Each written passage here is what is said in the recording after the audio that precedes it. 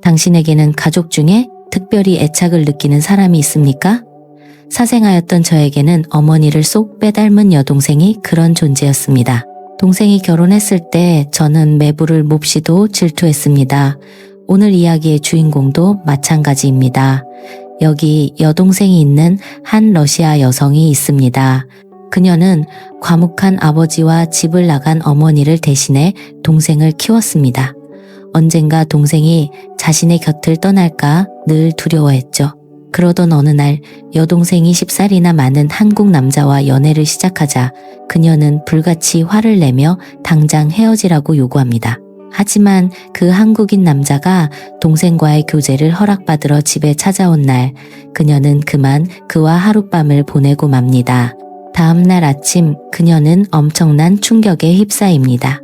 과연 앞으로 어떤 일이 벌어질까요? 공장 연기가 늘 하늘을 물들이는 러시아의 작은 공업 도시가 나의 고향이다.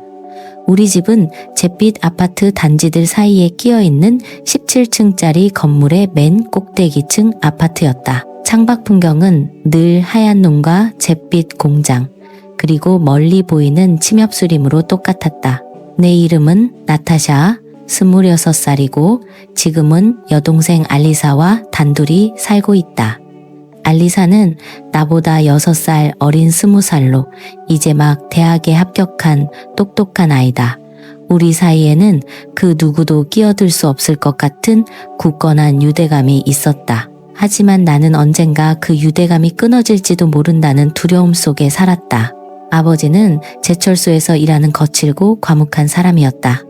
그의 손은 늘 검댕으로 새까맸고 덥수룩한 수염은 단 한 번도 깔끔하게 정돈된 적이 없었다. 집에 돌아오면 소파에 누워 보드카를 한 모금 마시고 TV를 보다 잠드는 것이 그의 습관이었다. 어머니가 나타샤, 넌 아빠를 꼭 닮았어 라고 말할 때마다 나는 속으로 반항했다.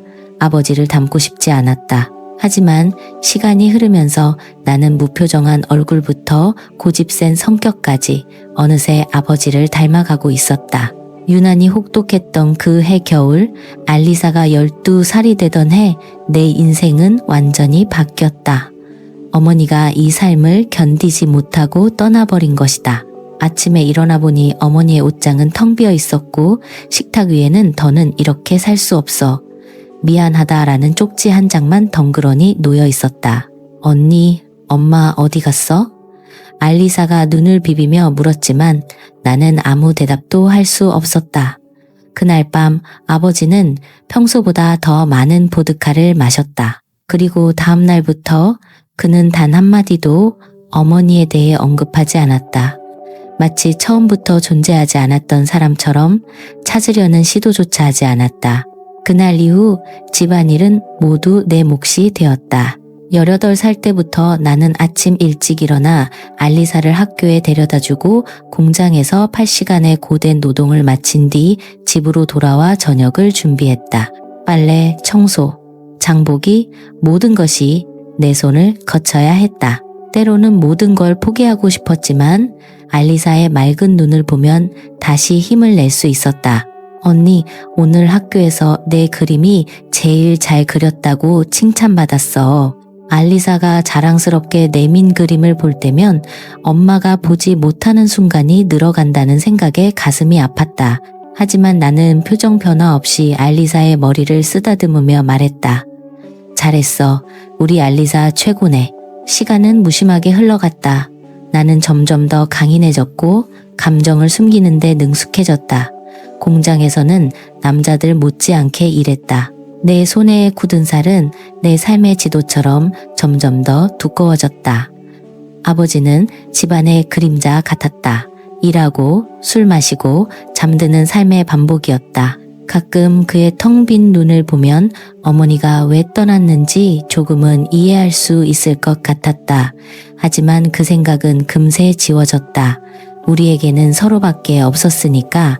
알리사가 16살이 되던 겨울, 아버지마저 갑작스럽게 우리 곁을 떠났다. 평소처럼 퇴근해 소파에 누웠다가 다시는 일어나지 못했다. 급성 심근경색이었다. 아버지가 오래전부터 심장병을 앓고 있었고 알면서도 병원에 가지 않았다는 사실을 그때 처음 알았다. 장례식은 춥고 조용했다. 공장 동료 몇 명이 와서 위로를 건넸지만 그뿐이었다. 알리사는 울지 않았다. 그저 멍한 눈으로 아버지의 관을 바라볼 뿐이었다. 나도 울지 않았다. 어쩌면 우리는 아주 오래전부터 아버지를 잃었는지도 모른다.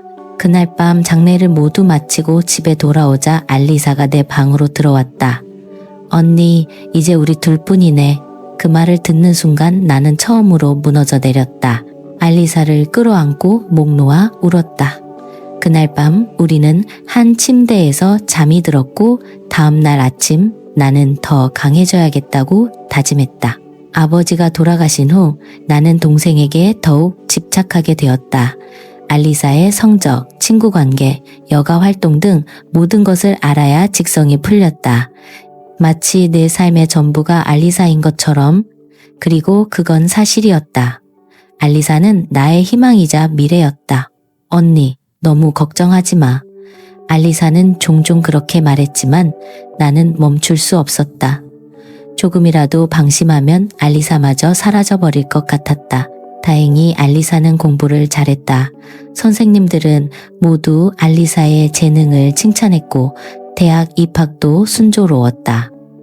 모스크바에 있는 대학들의 입학 제의를 거절하고 우리 도시에서 가장 좋은 대학을 선택해 준 것이 너무나 고마웠다.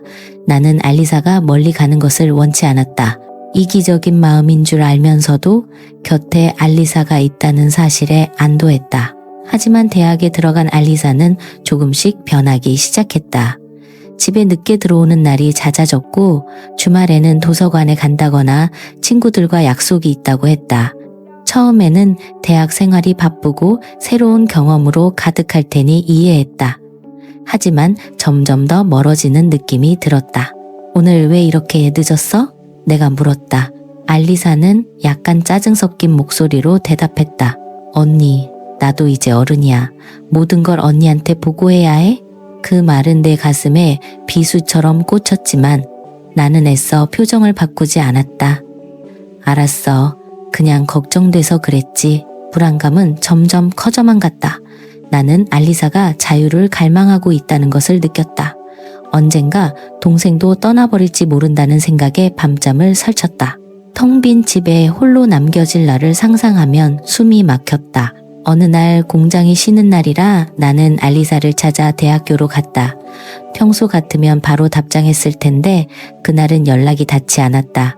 몇 번이나 전화를 걸었지만 알리사는 받지 않았다. 불안한 마음에 캠퍼스를 헤매던 중 멀리서 알리사를 발견했다. 동생은 핸드폰을 보더니 무시하고는 서둘러 가방을 메고 어디론가 향했다. 나는 망설임 없이 뒤를 쫓았다. 알리사는 학교를 나와 근처 카페로 들어갔다. 그곳에서 한 남자와 마주 앉아 있었다. 유리창 너머로 보이는 풍경은 무척이나 편안해 보였다. 알리사는 활짝 웃고 있었고 남자는 다정한 눈빛으로 동생을 바라보고 있었다. 그건 내가 한 번도 본 적 없는 행복한 표정이었다. 그 순간 심장이 쿵 하고 내려앉았다. 나에게는 한 번도 보여준 적 없는 알리사의 모습. 나와 함께 있을 때는 단 한 번도 짓지 않았던 표정이었다. 분노가 치밀어 올랐다. 배신감과 질투 그리고 두려움이 동시에 덮쳐왔다. 그들이 무슨 이야기를 하는지 저 남자가 누구인지 당장 알아야 했다. 나는 떨리는 다리로 카페 문을 밀고 들어섰다. 알리사의 얼굴이 하얗게 질리는 것이 보였다. 동생의 맞은편에 앉아있던 남자도 놀라 자리에서 일어섰다. 키가 크고 깔끔한 셔츠 차림이었다. 딱 봐도 현지인은 아니었다. 외국인이라는 것을 한눈에 알 수 있었다. 언니, 여긴 어쩐 일이야? 알리사가 당황한 목소리로 물었다. 나는 동생의 질문을 무시하고 남자를 뚫어지게 쳐다봤다. 심장이 빠르게 뛰고 손바닥에 땀이 찼다. 누구시죠? 나는 차갑게 물었다. 남자는 정중하게 고개를 숙였다. 그는 서툰 러시아어로 자신을 소개했다. 안녕하세요. 민준이라고 합니다. 알리사의 언니분을 뵙게 되어 반갑습니다. 그의 러시아어는 유창하지 않았지만 예의 발랐다. 하지만 그건 중요하지 않았다. 내 동생이 몰래 남자를, 그것도 외국인을 만나고 있었다는 사실을 받아들이기 힘들었다. 알리사가 나를 진정시키려는 듯 팔을 잡았다. 언니, 이쪽은 민준 씨야. 한국 대기업에서 파견 온 엔지니어고 30살이야. 30살이라고. 내 목소리가 한 톤 높아졌다. 10살이나 많은 남자와 내 동생이 만나고 있다는 사실을 도저히 참을 수 없었다. 게다가 알리사는 이제 막 20살이 된 대학생이었다. 장난해? 10살이나 많은 사람이랑 뭘 어쩌겠다는 거야? 카페 안에 다른 손님들이 우리를 쳐다보기 시작했다. 민준 씨는 당황한 기색이 역력했지만 침착하게 상황을 수습하려 했다. 제가 설명해 드리겠습니다. 그가 말을 이어가려 했지만 듣고 싶지 않았다. 나는 동생의 손목을 잡고 카페 밖으로 끌고 나갔다. 언니 이러지 마. 알리사가 저항했지만 내 마음은 이미 돌처럼 굳어 있었다. 차가운 바람이 얼굴을 때렸고 머릿속은 혼란스러웠다. 차에 도착해서야 나는 알리사의 손을 놓았다. 동생의 눈에는 분노와 놀라움으로 눈물이 그렁그렁했다. 왜 그런 거야? 창피해 죽겠어. 창피해야 할 사람은 너야. 어떻게 외국인이랑, 그것도 그렇게 나이 차이 많이 나는 사람이랑 몰래 만날 수가 있어. 내 목소리는 두려움과 배신감, 분노로 떨리고 있었다. 차 안에서 알리사는 민준에 대한 이야기를 털어놓았다. 그는 취업 박람회에서 한국 기업에 대한 정보를 제공해주던 사람이었고 첫눈에 반한 알리사가 먼저 다가갔다고 했다. 한국 기업에 관심이 있어 정보를 얻으려 했다가 몇 번 더 만나게 되었고 서로에게 끌리게 되었다는 것이다. 그들이 만난 지 3개월이나 되었다는 사실에 나는 더 큰 충격을 받았다. 정말 좋은 사람이야, 언니. 한 번만 기회를 줘. 알리사는 간절하게 부탁했지만 나는 들을 준비가 되어 있지 않았다. 집에 거의 다 왔을 때 차가 갑자기 멈춰섰다. 젠장. 나는 욕설을 내뱉으며 핸들을 내리쳤다. 오늘따라 모든 것이 나를 방해하는 것 같았다. 결국 우리는 끙끙거리며 집 근처 차고까지 차를 밀어야 했다. 땀으로 흠뻑 젖었고 집까지 걸어오는 내내 우리 사이에는 무거운 침묵만이 흘렀다. 집에 도착해서도 언쟁은 계속되었다. 알리사는 민준의 좋은 점을 열심히 설명하려 했고 나는 완강하게 반대했다. 공부에 집중해야 할 시기라는 핑계를 댔지만 사실 나는 알리사를 잃을까봐 두려웠다. 알리사가 저 남자를 따라 한국으로 가버린다면 나는 완전히 혼자가 될 것이다. 그날 밤 알리사는 울면서 자기 방으로 들어가 버렸다. 나는 부엌 식탁에 홀로 앉아 보드카를 단숨에 들이켰다. 아버지를 닮아가는 내 모습이 혐오스러웠지만 어떻게 해야 할지 몰랐다. 지금의 감정을 달래줄 것은 술밖에 없다고 생각했는지도 모른다. 이틀 후 뜻밖의 손님이 찾아왔다. 문을 열자 민준이 서 있었다. 그의 손에는 작은 선물 상자와 꽃다발이 들려 있었다. 나는 놀라움을 감추기 위해 문을 세게 닫으려 했지만 그가 재빨리 발을 넣어 막았다. 잠깐 5분만 시간을 내주십시오. 드릴 말씀이 있습니다. 그의 진실된 눈빛에 나는 잠시 망설였다. 결국 나는 그를 안으로 들였다. 알리사는 아직 학교에서 돌아오지 않은 시간이었다. 민준은 거실로 들어와 주위를 둘러보았다. 낡은 가구와 벗겨진 벽지를 보고 조금 놀란 눈치였지만 예의상 아무 말도 하지 않았다. 알리사와의 관계를 허락해 주셨으면 합니다. 그는 단도직입적으로 말했다. 제 진심을 보여드리고 싶습니다. 당신은 30살이죠? 내 동생은 20살이에요. 아직 너무 어려요. 나는 차갑게 대답했다. 하지만 그는 물러서지 않았다. 나이 차이가 있다는 건 인정합니다. 하지만 제 마음은 진심입니다. 알리사가 졸업할 때까지 기다릴 생각입니다. 이곳 파견 근무 기간도 연장할 수 있습니다. 알리사의 꿈을 방해하고 싶지 않습니다. 미리 준비한 듯한 말이었지만 왠지 모르게 진심이 느껴졌다. 그는 자신의 계획을 계속해서 설명했다. 알리사가 졸업할 때까지 이곳에 머물다가 졸업 후에 함께 한국으로 갈 것이라고. 나는 더욱 화가 났다. 내 동생을 한국으로 데려가겠다고? 절대 용납할 수 없었다. 내가 무언가 더 말하려던 순간 집안 전체가 갑자기 어두워졌다. 정전이었다. 낡은 아파트에서는 흔한 일이었지만 하필 지금 이런 일이 벌어진 것이 짜증났다. 정전이네요. 민준이 침착하게 말했다. 그는 핸드폰을 꺼내 손전등을 켰다. 두꺼비 집은 어디에 있습니까? 내가 복도 끝을 가리키자 그는 망설임 없이 그쪽으로 향했다. 몇 분 후 그가 돌아왔지만 집은 여전히 어두워 퓨즈가 나간 것 같네요. 괜찮아요. 내일 아침에 전기 기술자를 부르면 되니까 이제 그만 돌아가세요. 오늘은 더 이상 할 얘기 없어요. 나는 단호하게 말했다. 바로 그때 알리사가 돌아왔다. 나와 민준을 번갈아 쳐다보는 동생의 얼굴을 보니 상황이 내 통제를 벗어났다는 느낌이 들었다. 나는 민준에게 차갑게 내일 아침에 가세요 라고 말하고는 방으로 들어가 버렸다. 다음 날 아침 나는 요란한 소리에 잠에서 깼다. 창문을 열어보니 우리 차에 시동이 걸려 있었고 민준이 차 밑에서 막 나오고 있었다. 어떻게 한 거예요? 집에 돌아온 민준에게 내가 물었다. 그는 멋쩍게 웃으며 말했다. 아버지가 자동차 정비공이셨거든요. 어릴 때부터 이것저것 고치는 걸 배웠습니다. 그의 대답은 단순했지만 내 마음속 무언가를 건드렸다. 아버지에게서 기술을 배우고 그것을 소중히 여기는 모습이 신선하면서도 부러웠다.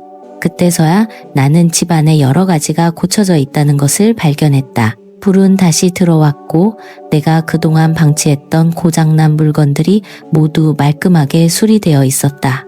점심때가 되자 그는 집 근처 시장에 다녀와 간단한 식사를 준비했다. 러시아 음식이 아닌 아주 맛있는 김치찌개였다. 오랜만에 남이 해준 밥을 먹으니 이상하게도 마음이 편안해졌다. 알리사에게 정말 진심이에요? 식사 중에 내가 물었다. 그의 눈에서 확신이 느껴졌다. 네, 진심입니다. 알리사는 특별한 사람이에요. 똑똑하고 의지가 강하고 씩씩하죠.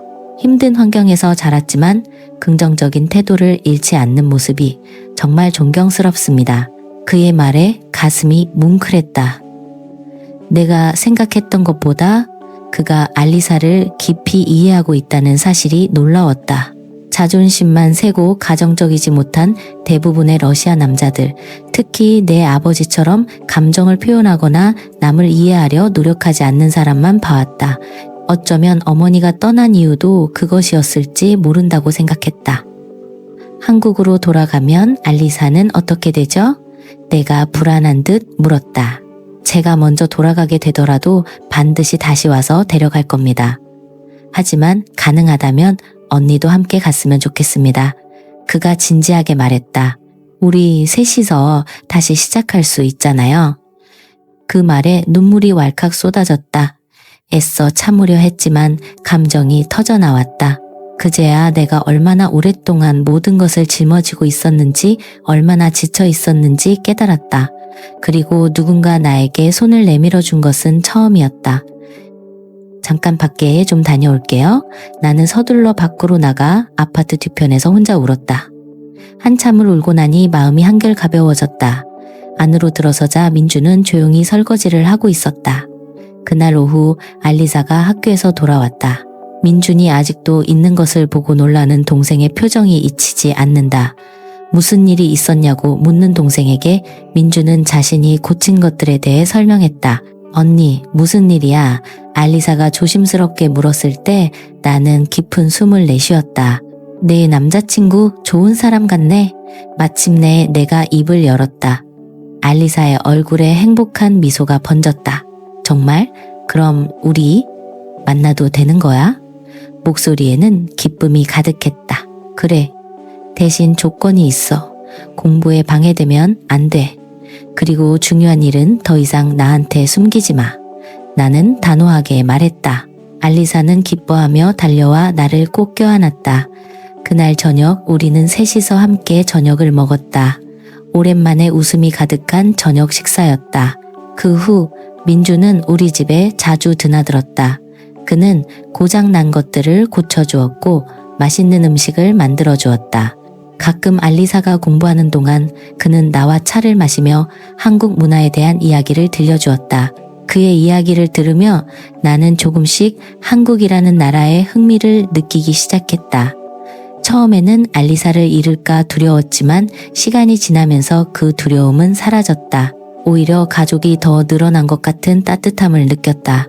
민주는 책임감 있고 믿음직하며 섬세한 사람이었다. 내 아버지와는 전혀 다른 사람이었다. 내가 한국에 가면 뭘 할 수 있을까? 어느 날 내가 물었다. 민주는 나의 장점과 흥미를 고려하여 현실적인 조언을 해주며 여러 가능성에 대해 진지하게 이야기해 주었다. 나는 한국에 가는 것이 더 이상 막연한 꿈이 아닐지도 모른다고 생각하기 시작했다. 새로운 삶, 새로운 시작, 두렵기도 했지만 설레는 가능성이었다. 그리고 우리의 일상은 서서히 변해갔다. 침입자라고만 생각했던 민주는 어느새 우리 삶의 중요한 일부가 되어 있었다. 그리고 나는 처음으로 동생의 행복뿐만 아니라 나 자신의 행복에 대해 생각하기 시작했다. 앞으로 어떤 일이 기다리고 있을지는 몰랐지만 한 가지는 확실했다. 나는 더 이상 혼자가 아니라는 것. 그리고 그것만으로도 충분히 의미 있는 변화였다. 민준이 우리 집에 드나들며 가족처럼 느껴질 만큼 시간이 흘렀을 때였다. 어느 날 또다시 초인종이 울렸다. 문을 열자 민준과 낯선 남자가 함께 서 있었다. 민준만큼 키가 크지는 않았지만 세련된 옷차림과 날카로운 눈매가 인상적이었다. 나타샤, 이쪽은 내 친구 권지훈이야. 민준이 소개했다. 한국에서 패션 브랜드를 운영하고 있어. 그 남자는 정중하게 고개를 숙여 인사했다. 나는 궁금했지만 일단 두 사람을 거실로 안내했다. 알리사는 학교에 가고 없었다. 내가 차를 준비하는 동안 두 사람은 한국어로 대화를 나눴다. 간간히 나를 힐끗 쳐다보는 시선이 느껴졌다. 내가 차를 들고 돌아오자 민준이 말했다. 지훈이가 너한테 제안할 게 있대. 나는 무슨 제안일까 의아한 표정으로 그들을 바라봤다. 지훈은 러시아어가 서툴렀지만 민준의 도움을 받아 자신의 이야기를 시작했다. 사실 러시아의 전통 건축물을 배경으로 화보를 찍으러 왔습니다. 그런데 민준이가 당신 사진을 보여줬는데 제 브랜드 콘셉트와 아주 잘 어울리더군요. 그는 태블릿 PC를 꺼내 이미지를 보여주었다. 모델들이 입고 있는 옷은 심플하면서도 고급스러웠고 현대적인 디자인의 러시아 전통 요소가 가미된 스타일이었다. 저보고 모델을 하라는 건가요? 내가 믿기지 않는다는 듯 물었다. 그는 고개를 끄덕였다. 리, 테스트 촬영을 해보고 싶습니다. 당신의 자연스러운 아름다움이 브랜드와 잘 맞을 것 같아요. 처음에는 농담이라고 생각했다. 내가 모델이라니? 상상도 해본 적 없는 일이었다. 게다가 평생 공장에서만 일해왔고 사진 찍히는 것을 늘 어색해했다. 하지만 지훈은 진지했다. 민준도 좋은 기회라며 용기를 북돋워 주었다.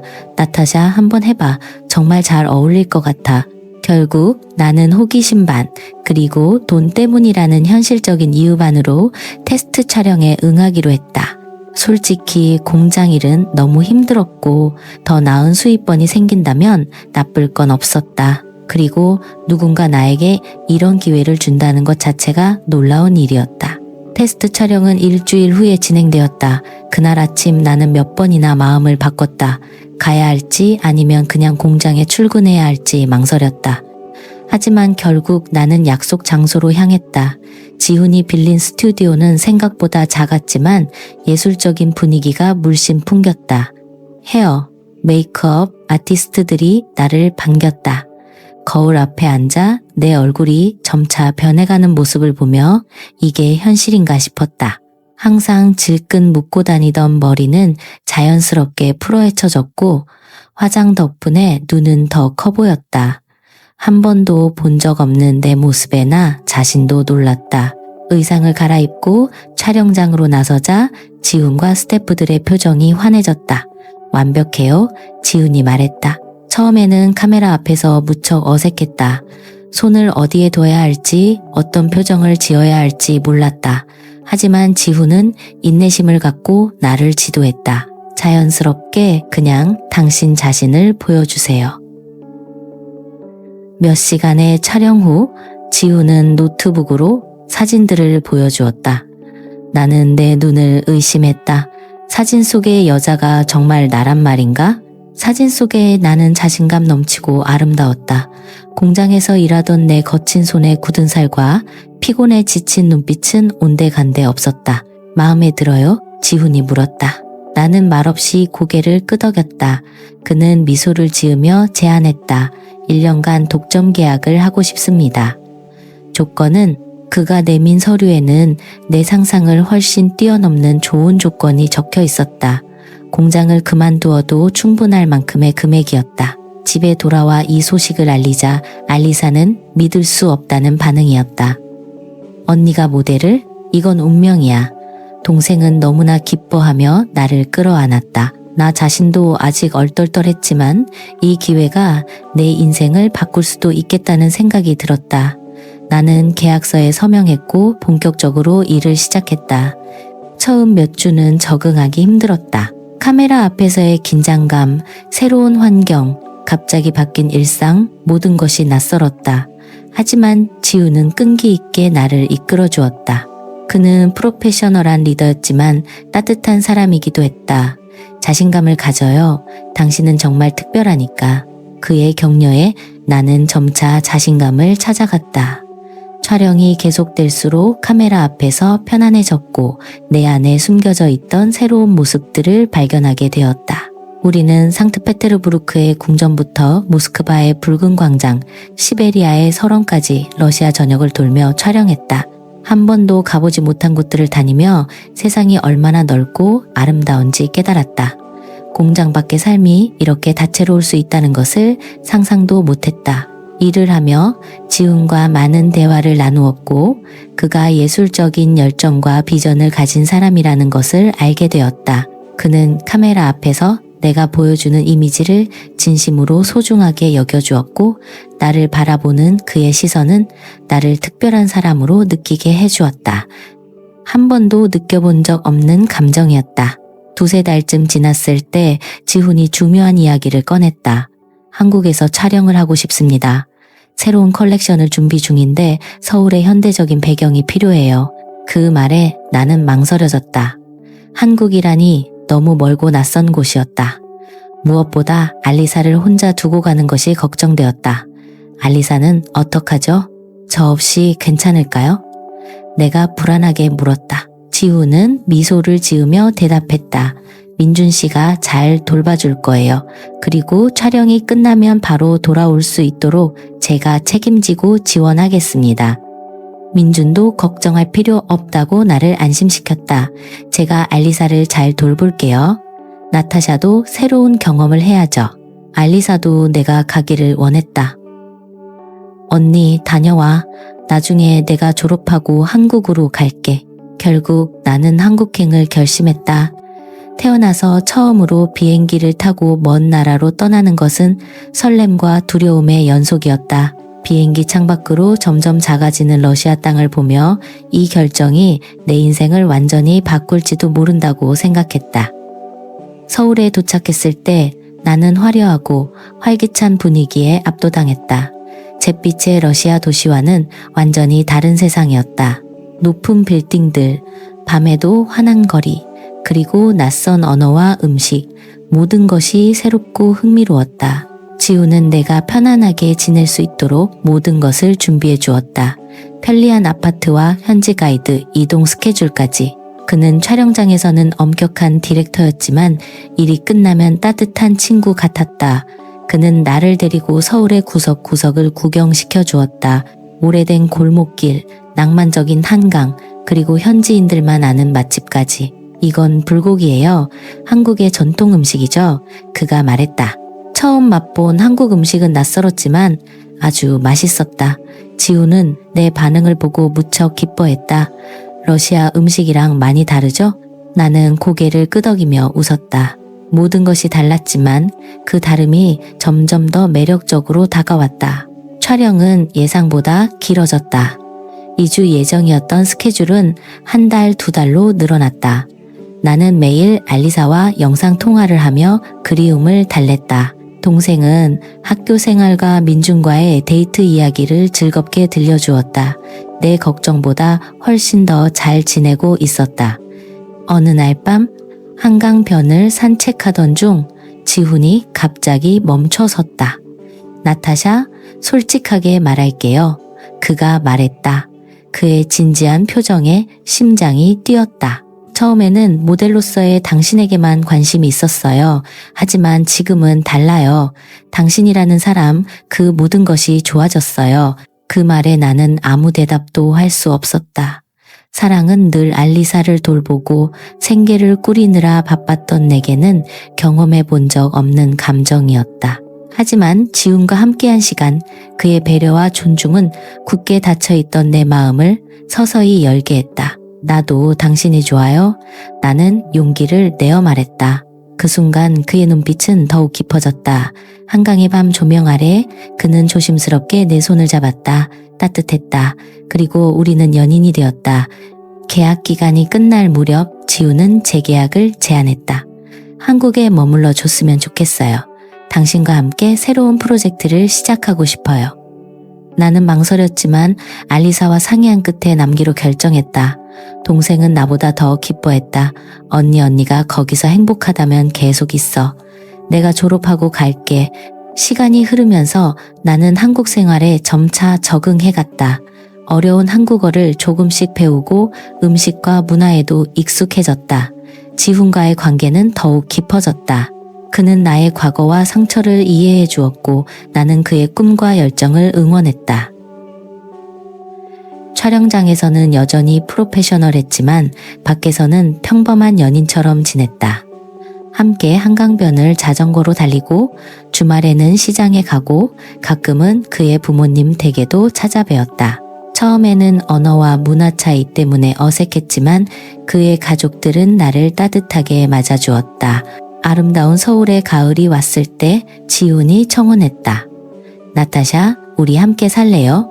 나는 잠시 망설이다가 이내 고개를 끄덕였다. 그리고 우리는 한강이 보이는 아파트에서 함께 살기 시작했다. 러시아에서의 삶과는 완전히 다른 나날들이었다. 더 이상 춥고 어두운 공장에서 일하지 않아도 되었고 아침마다 나를 따뜻하게 맞아주는 사람이 있었다. 처음으로 누군가에게 기댈 수 있었고 누군가를 위해 아침 식사를 준비하는 행복을 알게 되었다. 가끔 문득 러시아의 집이 알리사와 함께했던 순간들이 그곳의 냄새와 소리가 그리워질 때가 있었다. 하지만 영상통화 너머로 보이는 동생의 얼굴을 보고 잘 지낸다는 것을 확인하면 마음이 놓였다. 나는 이제 한국에서 지훈과 함께 새로운 삶을 시작하고 있었다. 한국에서 산지 2년째 되던 해 드디어 알리사가 대학을 졸업했다. 그동안 영상통화와 짧은 만남으로 서로를 지켜봐 왔다. 동생이 한국으로 온다는 소식에 나는 너무나 기뻤다. 공항에서 알리사를 기다리는 동안 심장이 두근거렸다. 오랜만에 만나는 동생이 어떤 모습일지 설레고 또 걱정되었다. 알리사는 훨씬 더 성숙해져 있었다. 머리를 짧게 자르고 자신감 넘치는 모습으로 내게 달려왔다. 우리는 오랫동안 서로를 끌어안고 그리움을 달랬다. 민준도 함께였다. 그는 여전히 다정하게 알리사의 짐을 챙겨주었다. 알리사는 한국에서의 새로운 삶을 시작했고 놀라울 정도로 빨리 적응했다. 러시아에서부터 꾸준히 배워온 한국어 실력 덕분에 통역사로 일하기 시작했고 민준과 결혼 계획도 세우기 시작했다. 그들을 보며 한국에 오길 잘했다는 생각이 들었다. 우리 자매는 새로운 땅에서 각자의 행복을 찾아가고 있었으니까.